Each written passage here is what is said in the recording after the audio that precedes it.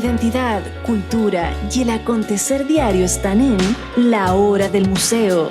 Que a partir de ahora el periodista Luis Cruz nos invita a un encuentro cotidiano con nuestra historia. Aquí comienza La Hora del Museo, un programa del Museo Histórico Nacional USACH 94.5, la radio de un mundo que cambia. Hola, ¿cómo están? Sean muy bienvenidos y bienvenidas a un nuevo capítulo de La Hora del Museo, tu programa de entrevistas favorito, el programa del Museo Histórico Nacional que día a día te sorprende en la señal de Radio USACH. Y les cuento que el día de hoy nos va a acompañar un amigo de La Hora del Museo, un amigo que no me tocaba entrevistar de hace tiempo, pero que ha vuelto con nuevo libro. Me refiero al sociólogo Felipe Portales, con quien vamos a conversar acerca de el Vaticano y la pedofilia, el Evangelio ausente. Este libro se propone como un análisis histórico que busca comprender cómo ha sido posible que la Iglesia Católica haya cometido crímenes contra menores, crímenes que han sacudido a toda la sociedad. ¿Cómo está, Felipe? Un gusto tenerte acá en La Hora del Museo. Muchas gracias por vuestra invitación. Siempre es un gusto para mí conversar contigo. Son investigaciones muy bien argumentadas, muy bien fundamentadas. En este caso, claro, es un tema muy peliagudo, muy espinoso. Y quisiera preguntarte, Felipe, ¿por qué te interesó investigar y escribir sobre este tema? Porque es distinto a los temas que yo te conocía, ¿no? Como Historia Secreta de Chile. O sea, no historia... Correcto. La verdad es que es un tema que me ha preocupado de hace muchos años. No el tema de la pedofilia en sí mismo, que no era conocido en esa época, pero yo hace muchos años que he estado trabajando también el tema de la historia del cristianismo. ¿Ya? Porque desde chico, digamos, me chocó mucho, siendo yo católico, toda esa historia de la Inquisición, de las cruzadas, de la caza de brujas, del antisemitismo. Entonces, había también una preocupación muy antigua, digamos, de querer comprender la historia de la Iglesia. Claro, en estos matices que a veces desde afuera a unos le resultan contradictorios, ¿no? Con ideas fuerza como amar al prójimo, ¿no? Poner la otra mejilla. Correcto. Y en este sentido me gustaría también preguntarte qué fuentes utilizaste para realizar esta investigación. Bueno, fuentes fundamentalmente bibliográficas, y ya con relación al tema de la pedofilia concretamente, bueno, medios de comunicación. Notablemente el autor más citado por mí en el libro es el Mercurio. Así que creo que he hecho un esfuerzo muy plural, digamos, de buscar incorporar todos los elementos que puedan ayudar a la comprensión del fenómeno, que es lo que me interesa. Es un fenómeno muy complejo, es muy enrevesado, ¿no? Tiene muchas ramificaciones y también es de alcance planetario. Claro, y yo diría que quizás lo más interesante de mi libro es el contexto histórico, porque creo que es el que en definitiva permite comprender el fenómeno. Claro. Un contexto histórico donde yo diría hay tres elementos distorsionadores de la Iglesia a lo largo de la historia. Uno es el cambiar la prelación que hace, la prioridad que hace el Evangelio del amor sobre la fe.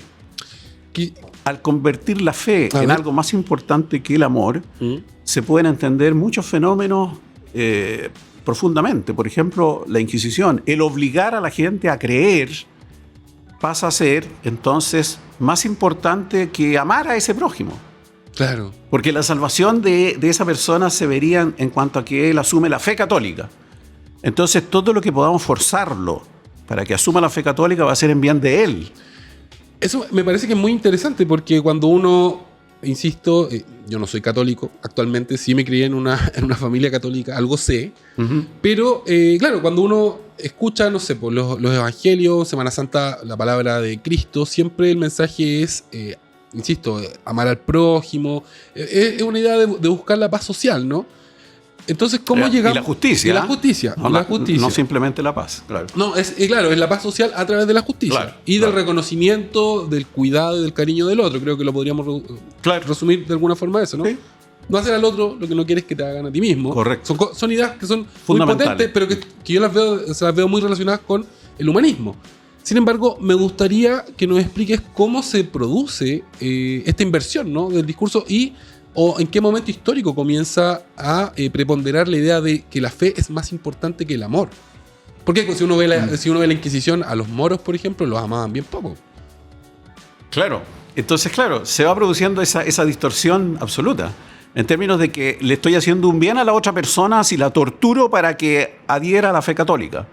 Qué cosa más horrible. Pero claro, eso tenía una lógica. ¿Qué lógica? Y esa lógica, bueno, a ver, esta prioridad de la fe sobre el amor va unida también a otros fenómenos muy profundos que son la visión de que el poder, primero la alianza con el poder político y segundo con un poder político que es concebido como sacralizado, como divinizado, tanto el poder político como el poder temporal. Ya. Entonces se va a producir una visión de que esos fenómenos son productos de la divinidad, que en definitiva la providencia divina es la que ejerce el poder a través de las autoridades políticas y religiosas. Y además, en función de esto de generar un contexto en el cual la persona adhiera a la fe católica sí o sí. Entonces claro, se va configurando todo un fenómeno de autoritarismo extremo. Claro. Está esta idea también de la infalibilidad del Papa, ¿no? Claro, esta es una idea que, digamos, que viene junto a la Iglesia desde su nacimiento, ¿o es algo que se produce en el periodo más reciente? Se produce en definitiva en el periodo más reciente. Cuando la Iglesia empieza a perder protagonismo a nivel de la sociedad occidental, por el triunfo de la Ilustración, del liberalismo, se va produciendo una exacerbación del autoritarismo interno dentro de la Iglesia, y eso culmina en el Concilio Vaticano I en 1870, ¿ya?, con la tesis de la infalibilidad papal, que es una tesis muy controvertida porque realmente no tiene consistencia. O sea, quiere decir que el Papa empezó a ser infalible a partir de 1870, que es infalible porque los obispos católicos lo declaran así. Además que hay toda una historia que es desconocida, que fue muy conflictiva esa declaración. Hubo decenas de obispos, que se marginaron, los más lúcidos, los más progresistas, que no quisieron asumir eso, incluso se retiraron del concilio antes de que se produjera esa tesis. ¿Y esto ocurrió en el siglo XIX? Siglo XIX recién, hace históricamente. Poco, exacto. Claro. O sea, hasta antes del siglo XIX el Papa no tenía esta... No, era una figura, por supuesto, muy autoritaria, pero se concebía más la infalibilidad como una característica de la Iglesia en cuanto tal, no del Papa. Entiendo. En cambio, Pío IX lleva esto a considerar al Papa y a partir de eso el Papa adquiere al interior de la Iglesia, porque al exterior la Iglesia fue perdiendo poder, no hay duda. Pero al interior, entonces, el Papa va adquiriendo mucho más poder en relación a los obispos y en relación a los sacerdotes y a los fieles. Claro, se convierte en una figura dictatorial, podríamos absolutamente, decir, ¿no? Claro, con esa característica, con el poder total. Y lo notable es que todos sabemos que hay un dicho que es muy conocido, que es: el poder tiende a corromper y el poder absoluto corrompe absolutamente. Pero lo que no se sabe es que ese dicho fue formulado por un intelectual católico inglés. A ver. Por John Acton en el siglo XIX, y además que lo genera en el contexto de la lucha que Acton da junto con los obispos más progresistas contra esta tesis de la infalibilidad papal. Eso está muy claro en el libro. Claro. Entonces, todo eso lo desconocemos. Claro, desde fuera uno no... Nadie lo conoce, ni siquiera los católicos menos lo conocemos. Yo nací en un mundo donde el Papa ya era infalible, digamos. Claro, yo también, claro. Y entonces, pero no sabemos que ese dicho incluso está formulado contra esa tesis de la infalibilidad papal por un pero eminentísimo intelectual católico como fue John Acton en el siglo XIX. Bueno, Felipe, tenemos que hacer nuestra primera pausa musical. Sin embargo, nos queda harto tiempo para seguir desarrollando este tema a través del libro El Vaticano y la pedofilia, el evangelio ausente, libro que firma mi invitado del día de hoy, el sociólogo y amigo de la hora del museo, Felipe Portales. Voy a mostrar acá el libro en cámara para que todos los auditores y auditoras interesados e interesadas en adquirir este trabajo de investigación vayan a su librería amiga. Lo pueden encontrar en La Flor de Papel, Merced 346, local A. Nos vamos con una pausa y luego continuamos con más Hora del Museo.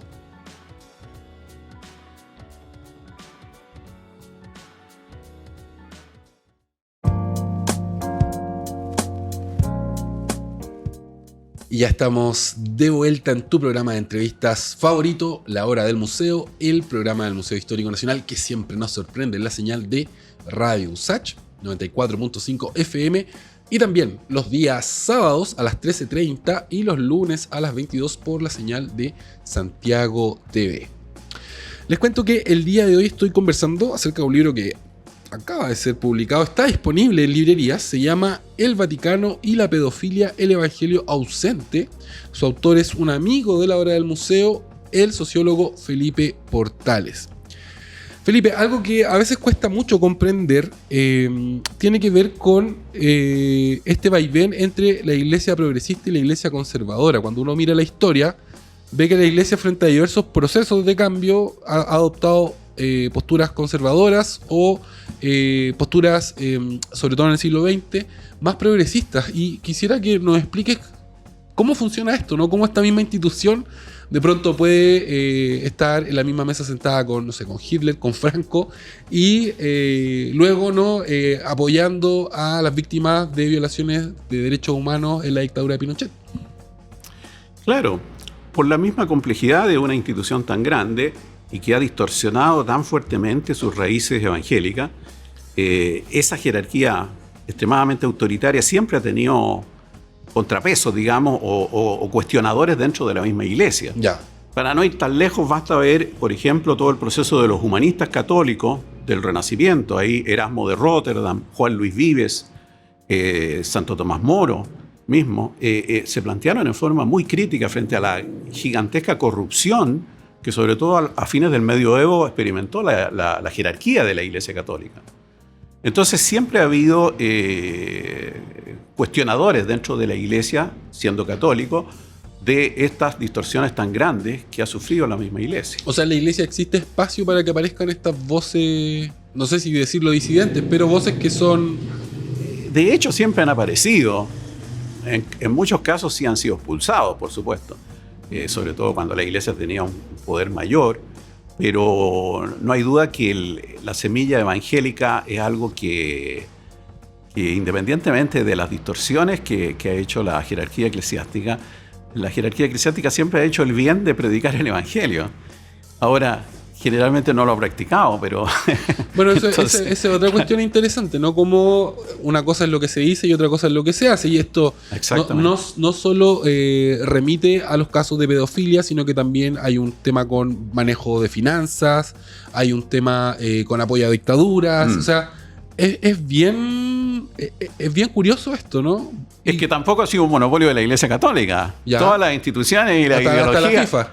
¿Ah? Hasta la FIFA. No, y hasta las ideologías de izquierda que muchas veces han pretendido, claro, luchar. Pero eso sería un problema del ser humano. Es un problema del ser humano, sin lugar a duda, pero sobre todo de las instituciones que pretenden tener una mayor autoridad moral y política y que muchas veces están tentados a ejercer el poder de una manera que no predican. ¿Ah? Claro. Entonces es un mal, claro, del ser humano. Pero estamos en el caso de la Iglesia Católica ha sido claramente una situación muy lamentable y que a partir entonces de la infalibilidad papal, del fortalecimiento del poder del Papa, ha tenido una expresión interna muy fuerte, con la excepción, yo diría, de Juan XXIII, que fue un respiro y un intento de llevar el amor por sobre la fe y de transformar de manera profunda a la Iglesia Católica, lo que lo consigue en parte el Concilio Vaticano II en una renovación doctrinal muy importante, pero que no va acompañada de un cambio estructural. Por el contrario, la Iglesia se hace más autoritaria todavía después del Concilio Vaticano II. Bueno, ese es otro punto que quiero tocar, porque cuando uno observa también las modificaciones a lo largo del tiempo de la Iglesia, nota, ¿no?, que hay una resistencia al cambio. Y si uno observa específicamente el momento actual que estamos viviendo como sociedad, donde se ha dado una apertura muy grande, por ejemplo, al rol de la mujer en la sociedad, el control de la natalidad, eso cuestiona, por ejemplo, el celibato, ¿no? Se cuestiona desde el mundo laico el celibato, pero cuando uno observa las respuestas que da la Iglesia, parece que es muy difícil cambiar esas cuestiones al interior, ¿no? Por un tema, no sé si es estructural, de voluntad política. ¿Cómo se explica esto, ¿no? Que la Iglesia vaya tan a contramano de lo que han sido los grandes cambios a nivel como de sociedad que se han vivido en Occidente. Obviamente Oriente es otra historia. Pero hablando de Occidente, ¿por qué la iglesia va siempre como tan a contrapelo del camino que toma la sociedad en este tipo de cuestiones? Bueno, ahora digo, en los últimos siglos está más a contrapelo, pero antes era parte del poder establecido. ¿Ya? Y desgraciadamente en ese autoritarismo, tú muy bien dices, fue acompañado de un machismo muy fuerte, donde a la mujer se la vio como un ser inferior. O sea, si uno ve los principales teólogos considerados todavía ¿Ya? de la iglesia, San Agustín y Santo Tomás de Aquino, son de una misoginia y de un machismo, pero explícito. O sea, se entiende a la mujer como un ser sujeto inferior como que el un hombre. Como un ser inferior al hombre, por supuesto. Lo plantea explícitamente San Agustín y más todavía Santo Tomás de Aquino, que todavía es considerado por la iglesia el principal doctor de la iglesia, el principal teólogo. Teólogo, claro. O sea, eso es increíble. O sea, en la medida que también no haya no solo una reforma democratizadora de las instituciones de la iglesia, que puedan terminar con su corrupción, incluyendo su pedofilia y su protección de la pedofilia, mientras eso no se dé, también hay que hacer una profunda modificación de la concepción teológica que se tiene. Es cierto que en los últimos tiempos, con la teología de la liberación y otras expresiones, se hizo una teología mucho más crítica, pero ella fue perseguida también posteriormente. Pero ni siquiera la teología de la liberación llegó al punto de cuestionar en esencia el pensamiento que yo llamo agustiniano-tomista. A ver. El pensamiento agustiniano-tomista, que es el que configura en el medioevo todos los fundamentos extremadamente autoritarios, clasistas, machistas, antisemitas, claro, de la Iglesia Católica. Claro. Para hacernos una idea, ¿no? Finalmente, lo que hay detrás acá es que se pone al hombre, al sujeto masculino, como el centro de la creación, ¿no? Absolutamente, absolutamente. Y la mujer como una fuente siempre peligrosa. Fuente de pecado. De ¿no? pecado, claro. Eso es porque además esto se une a esta concepción de la sexualidad en términos puritanas, o sea, de que la relación sexual en sí misma sería... Es pecaminosa. Fuente. Claro. Y incluso la idea del pecado original, que si bien se conserva como la idea de la soberbia, en la práctica Agustín y Santo Tomás derivan el pecado original como la relación sexual. O sea, claro. Bueno, desde el Génesis en adelante, ¿no? Porque también está esta idea como No, en el Génesis no se plantea eso. En el Génesis se plantea el árbol del conocimiento del bien y del mal. O sea, en el fondo, el deseo de ser como Dios. Claro. Y ahí está la soberbia. Ahí está la soberbia. Esa es la soberbia. Ahí está. Pero se ha transmutado eso, se ha transformado en una creencia popular de que el pecado original es la relación sexual. Es tener sexo. ¿no? Tener sexo, ¿no? No es así. Y eso viene de Santo Tomás y San Agustín. En términos doctrinarios, ellos son los que fundamentan esta distorsión, claro, digamos. Bueno, algo que tampoco se sabe o que no es tan conocido es que los sacerdotes no siempre fueron célibes. Que el celibato, digamos... Claro, no siempre fueron célibes. El celibato se establece como algo obligatorio. Pero lo más curioso es que ni siquiera para toda la Iglesia Católica. La Iglesia Católica permite que los sacerdotes católicos de rito oriental hoy sean casados. ¿En serio? Sí. No tenía idea. Si vivimos en un mundo incluso más, para que vea la mitología. Pero de rito oriental se refiere a los sacerdotes de Rusia. No. De la Iglesia Católica sujeta a Roma, pero que tienen un rito oriental distinto. Me acabo de enterar que existe un rito oriental y que hay sacerdotes que se pueden casar y estar... Son pocos, Ya. Son pocos, porque la inmensa mayoría de los cristianos en esa área son ortodoxos. Ya. Pero hay también católicos de rito oriental que pueden casarse. No si es muy poco conocida la historia de la Iglesia. Es muy poco conocida. Bueno, por eso es bueno este tipo de libros, ¿no? En este caso estamos hablando de El Vaticano y la pedofilia, el evangelio ausente, del sociólogo Felipe Portales, mi invitado del día de hoy. Quédense en la sintonía de La Hora del Museo porque ya continuamos con más entrevista.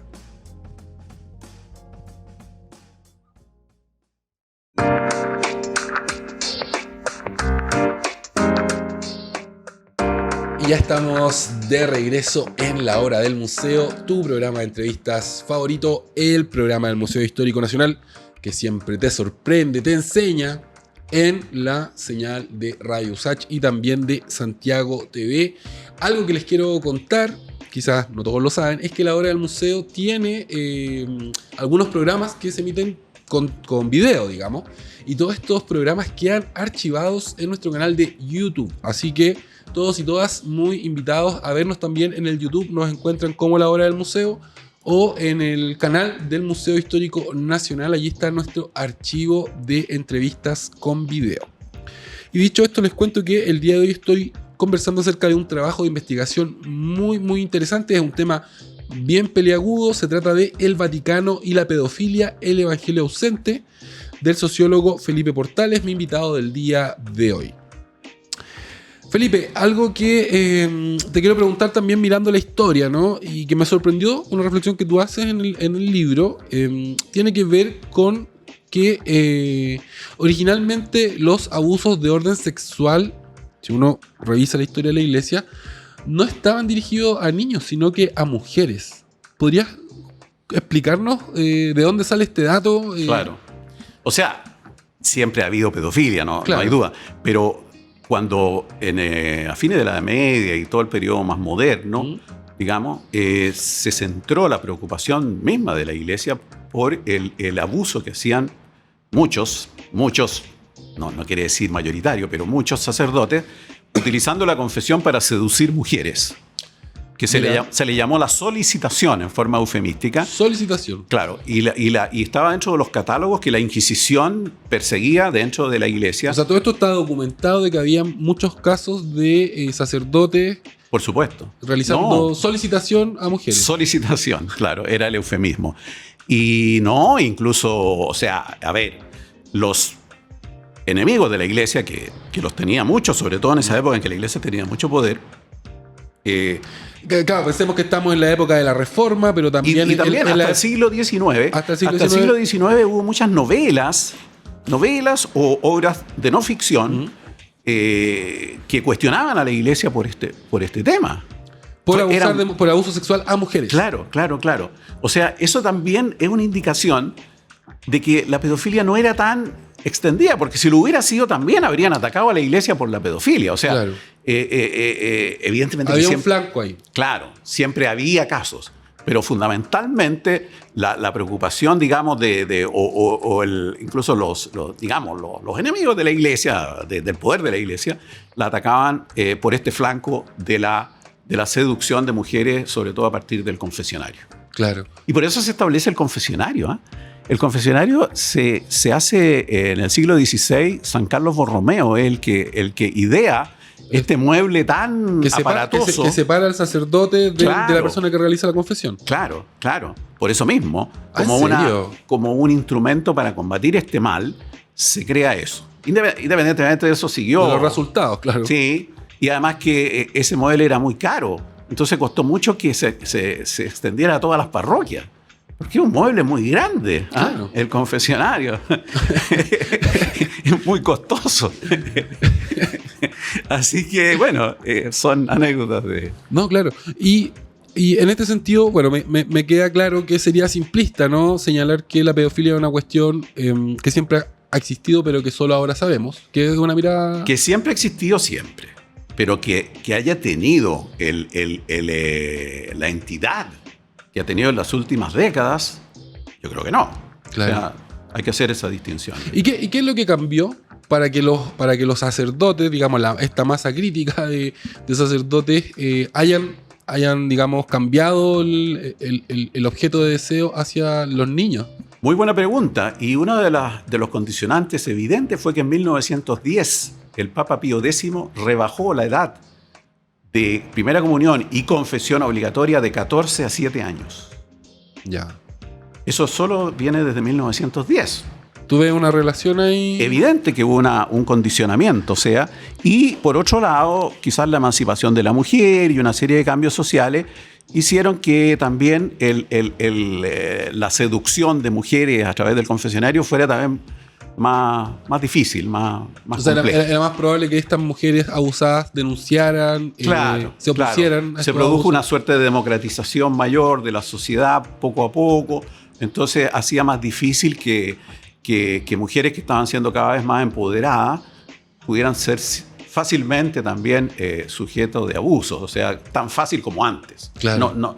No es que haya desaparecido tampoco. Pero evidentemente que disminuyó sustancialmente. Bueno, hace poco tuvimos el caso, por ejemplo, de Renato Poblete, ¿no? Se supo. Sí, claro, que confluía las dos cosas, abusos de mujeres y de menores. Sí. Claro. Sí. Claro. No, por eso, claro. Pero evidentemente. Pero tú, es muy interesante lo que nos dicen, ¿no? Cómo esta rebaja en la edad de confesión clave. habría tenido un efecto. Claro, porque hay más acceso a niños. O sea, a niños. Niños de menor edad. Claro, de 14 a 7 años. Entonces, claro, también uno considera muy, muy nefasto el que entre 14 y 18 años se haga, o entre cualquier edad, porque también en esto no es solo... Hay un abuso espiritual, un abuso de conciencia. O sea, el sacerdote siempre está ubicado, desgraciadamente ha sido ubicado como una especie de administrador de Dios. Claro. No de promotor de Dios, sino que de administrador de Dios. Exacto. Y entonces eso le da un poder espiritual, una capacidad también de forzar la conciencia. No solo sexualmente, sino que de conciencia espiritual. De decisiones de vida, ¿no? Claro. Entonces, claro, ahí ha habido un condicionamiento también de que el sacerdocio mismo, mal configurado, es una fuente de abuso sexual, espiritual, de conciencia. Y desde el lado de los sacerdotes, algo que tú tocas en el tema, o sea, que tocas en el libro, tiene que ver con esta visión de que lo que acá habría, y te lo pregunto porque yo lo he escuchado cuando salió a la luz los casos en la justicia, no sería pederastia ni abuso infantil, sino que lo que habría es efebofilia, ¿no? Como esta idea de que son adolescentes que buscan al sacerdote, ¿no? Que tratan de seducirlo. Yo creo que eso ha sido una muy perversa defensa que han hecho algunos sacerdotes y pero eso yo lo he escuchado autoridades. acá en Chile, ¿eh? Sí, así, eso agrava la falta, porque evidentemente que claro, ha sido dicha en términos incluso de que poco menos que los sacerdotes han sido víctimas. El sacerdote fue seducido por el adolescente. No, eso es grotesco. Evidentemente que es distinto en último análisis. O sea, a ver, psicológicamente puede ser distinto el hecho de que haya un adolescente a que sea un niño, pero eso no disminuye la falta, en absoluto. No disminuye la falta. O sea, y eso yo creo que es una lamentable demostración de que agrava la falta. O sea, lo mismo que lo que ya se conoce, que es que la reacción habitual de la jerarquía fue trasladar ocultamente a los sacerdotes pedófilos, por lo cual no solo aseguraban la impunidad al sacerdote, sino que diseminaban el daño. Claro. Y algo mucho peor todavía, que no sabe, que han liquidado el prestigio de los sacerdotes en la propia jerarquía de la iglesia, porque todos los sacerdotes han quedado con un injusto y cruel manto de sospecha. Cuando efectivamente los sacerdotes pedófilos son una minoría de un 4 o 5%, lo que se estima. Claro, pueden ser una minoría, pero el funcionamiento de la organización iglesia ha protegido a esos sacerdotes. Los ha protegido, ha diseminado el daño, pero además ha introducido un factor absolutamente injusto en que todos los sacerdotes caen bajo sospecha. Claro. O sea, ahí está la devastación que se ha producido en la iglesia. La propia iglesia ha autodestruido el prestigio de los sacerdotes, claro, de la generalidad de los sacerdotes. No sé si es algo muy terrible. Felipe, nos queda tiempo, nos queda un bloque, ¿sí? Pero tenemos que hacer nuestra pausa. Nos vamos a una pausa y luego continuamos conversando acerca de este libro bien interesante. Una investigación histórica muy bien fundamentada. Se llama El Vaticano y la pedofilia, el evangelio ausente, de mi invitado del día de hoy, el sociólogo Felipe Portales. Quédense en sintonía porque ya regresamos con más entrevista.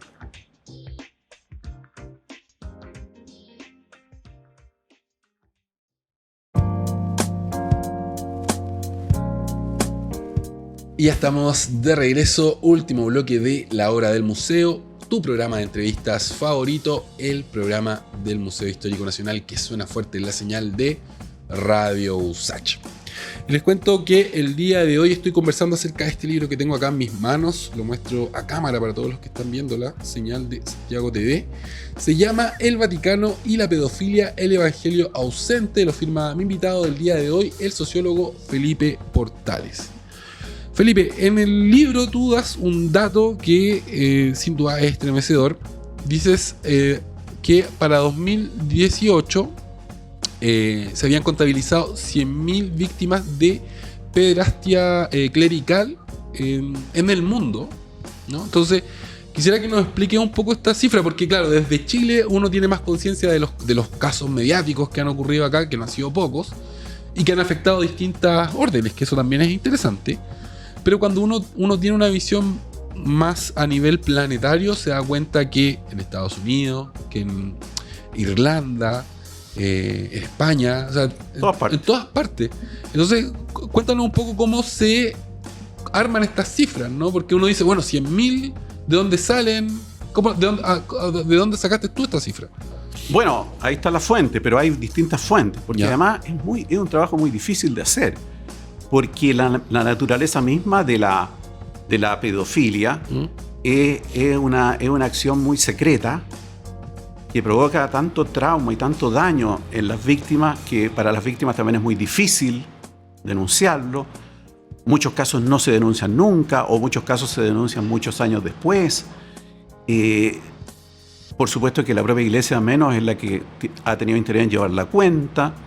Entonces es muy difícil llegar a cifras más o menos precisas. Son estimaciones. Son estimaciones muy gruesas, de distintas organizaciones, pero sin lugar a dudas son decenas o centenares de miles las que han sido víctimas.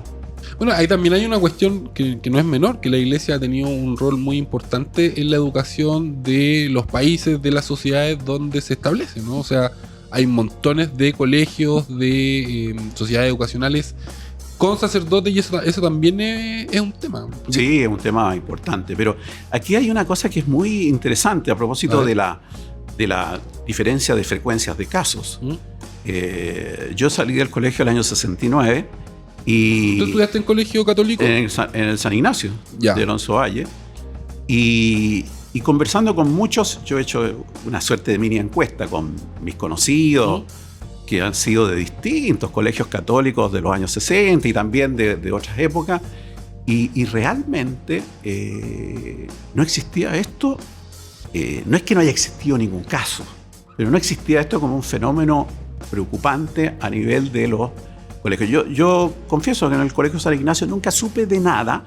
La única vez que supe de algo fue ya salido del colegio, cuando estaba en la universidad. Un ex compañero me dice que un profesor nuestro, pero que no era sacerdote, era laico, había sido detectado tocándole los genitales a los niños en la biblioteca, porque era profesor de castellano, en fin, bibliotecario.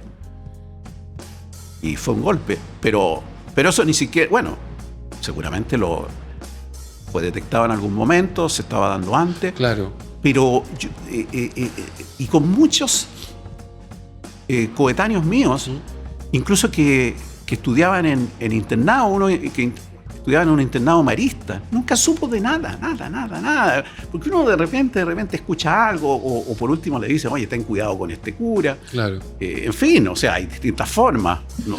Felipe, te quiero llevar a otra arista, ¿no? Este mismo tema tiene que ver con esta política de secretismo que uno observa en la Iglesia, esta idea de no colaborar con la justicia ordinaria, de trasladar al cura. ¿Cómo se justifica a nivel doctrinario? Porque, claro, una cosa son las acciones que uno ve, pero todo esto necesariamente tiene como una justificación detrás. O sea, ¿por qué se protege al sacerdote y no a la víctima, por ejemplo? Son cosas que uno se pregunta, pero me imagino que al interior de la Iglesia existe una reflexión, y esta postura no es una postura aleatoria. Yo creo que una de las demostraciones más graves de la corrupción eclesiástica, esa que tú mencionas, el secretismo. O sea, una suerte de soberbia, de sentirse superior, tan superior que incluso yo creo que psicológicamente ellos minimizan el daño que esto puede significar, Y sobre todo dicen, no, o sea, esto no puede ser conocido porque nos afectaría a la reputación de la iglesia, que es lo que más hay que cuidar. Claro, cuidar la institución. Claro, y está la política del pan para hoy, hambre para mañana.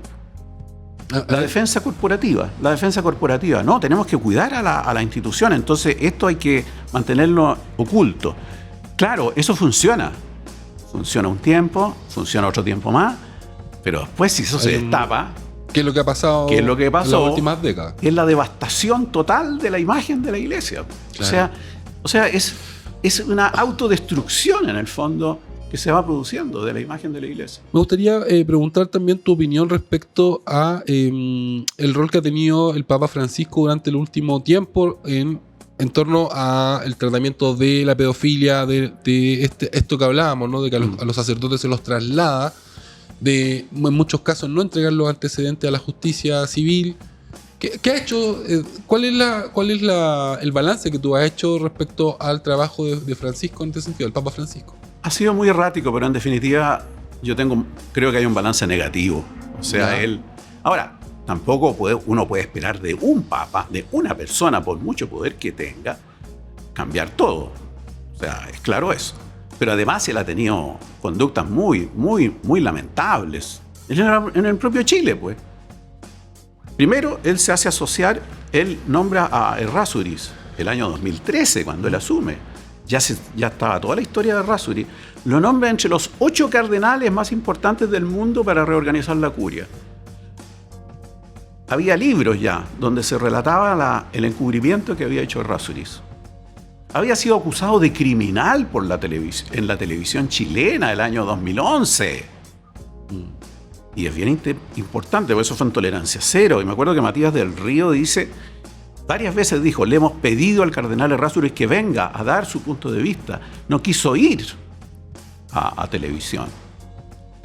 Y el 2013, entonces, Francisco lo nombra en esta comisión. Después viene el nombramiento de Barros, pero se le dijo absolutamente por años que Barros no podía ser nombrado obispo, o sea, nuevamente obispo, porque era obispo pero nombra en Osorno. Se negó absolutamente, tosudamente, durante años. Tuvo que venir a Chile para, entre comillas, darse cuenta del desastre que había. Claro, ahí reaccionó, digamos, positivamente, pero tampoco ha sido demasiado positivamente, porque varios de los nombramientos que ha hecho de nuevos obispos han sido obispos que han tenido, por lo menos, controversia en cuanto a su rol como eventuales encubridores. El propio cardenal arzobispo Aoz fue muy cuestionado en su nombramiento por personas que lo objetaban de cómo había manejado los casos en que él había investigado, tanto en Valparaíso como en Copiapó. Claro. Entonces, tu evaluación es negativa respecto al trabajo de del Papa Francisco es básicamente negativa. O sea, sin perjuicio de que haya dicho cosas muy bien, de que haya incluso sancionado casos, pero también ha defendido muchos otros y en definitiva no ha hecho cambios, valga la redundancia, significativos del tema. Para atacar el tema de fondo. El tema de fondo, ¿no? Claro. Nos queda poco tiempo, así que para redondear y para despedirnos, ¿cuál crees tú que es el camino que debería tomar la Iglesia Católica de aquí en adelante? Obviamente estos son procesos que toman años, pero ¿cuál es el gran cambio que necesita la Iglesia Católica como para reconciliarse con la palabra que predica? Una reforma absolutamente profunda de su estructura, la democratización de su estructura, incluyendo la incorporación de la mujer en un mismo plano de dignidad que el hombre. Paridad. Eso de todas maneras. Y complementado esto también con un cambio de su pensamiento teológico.